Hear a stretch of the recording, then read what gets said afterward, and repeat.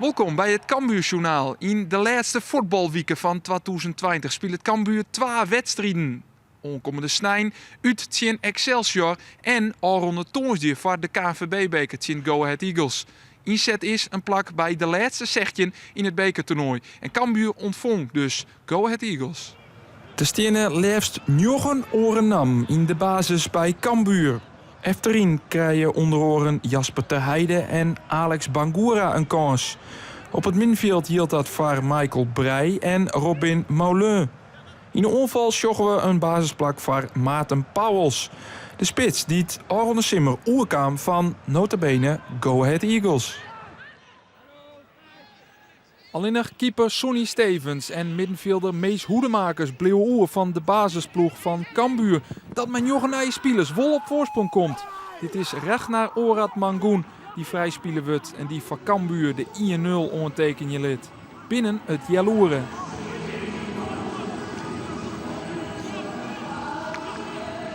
Orad Mangoen die het voor het eerst weer in de basis stiert, zoent hij blessure rekken in september. Geen boetenspul, zorgen we hier. En dan zet hij Cambuur op het goede spoor in die wedstrijd in Go Ahead. Maar lang kan Cambuur net genietje van de voorsprong. Want we binnen nog geen 12 minuten later had Luc Brouwers hier vol slijn vrijstiert. Hij kan binnen zitten en zet Go Ahead Eagles op Liekerse hichten naar een jaloere spelen.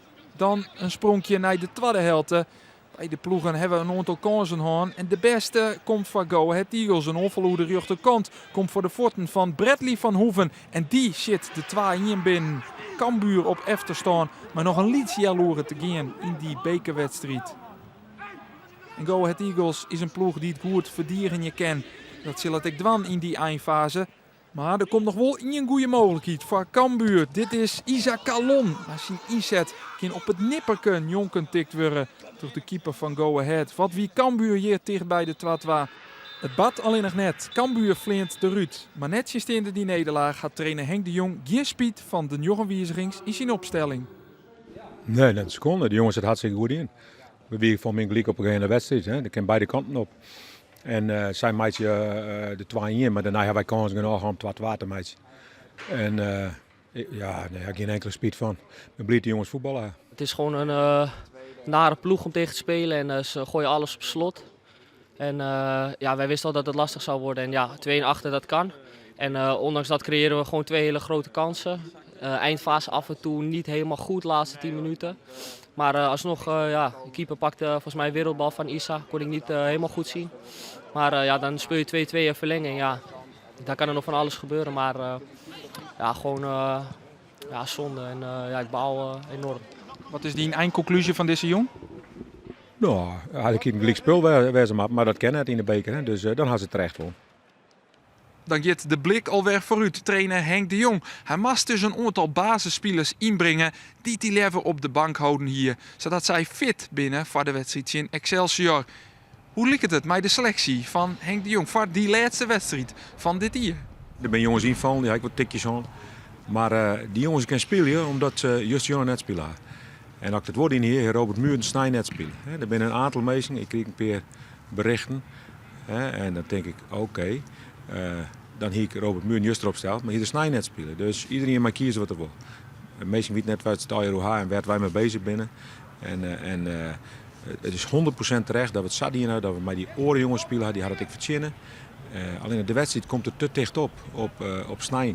Kist wat zeggen hoe de jongens die dan nog een twijfelgeval binnen voor Snijn? Of was dat even binnen schema zorgen?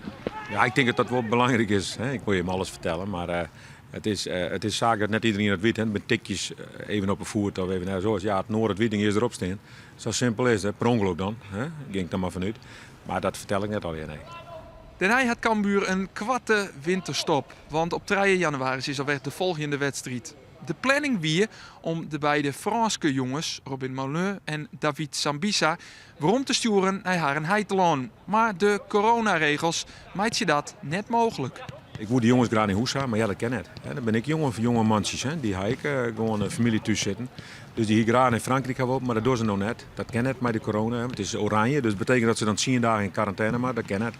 Dus die jongens bloeien ik mooi. En de rest wordt terug naar de familie, maar we moeten ook goed in acht nemen. It's a little bit frustrating because of the situation. We can go to our family Otherwise, we have to go back here in quarantine during 10 days. So it's not an option. We have games the 3rd and the 7th, I guess, something like this. So it's not fit if I go back to France this time. Especially this period for Christmas, it's really nice to be with the family.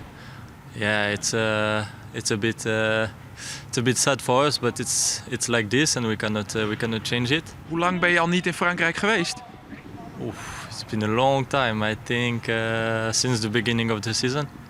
My family came one time here, and since the beginning of the season. Wanneer heb je je Franse familie voor het laatst gezien? I don't know. I don't know actually. I don't know. I think the summer, maybe a little bit after, but around the summer, not more than that. Since we come back we come back here, I almost didn't see my family. En dan is er ook nog goed nieuws vanuit Ljouwert. Mitchell Paulussen had zijn in contract bij Cambuur mij 2 jaar verlengen. Dat betekent dat hij onder mei juni 2023 onder contract zit in Ljouwert. Misschien een raar vraagje, maar is het wel een echte Limburgse vlaai, mevrouw? Ja, zeker. Al onze vlaaien worden gemaakt in Zevenum. Ah, tof!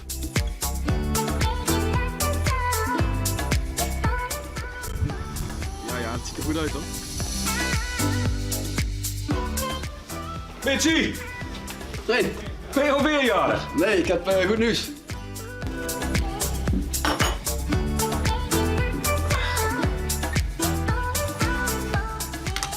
Beste supporters, ik heb zojuist voor 2 jaar bijgetekend. Ik hoop dat we er samen 2 succesvolle jaren van kunnen maken.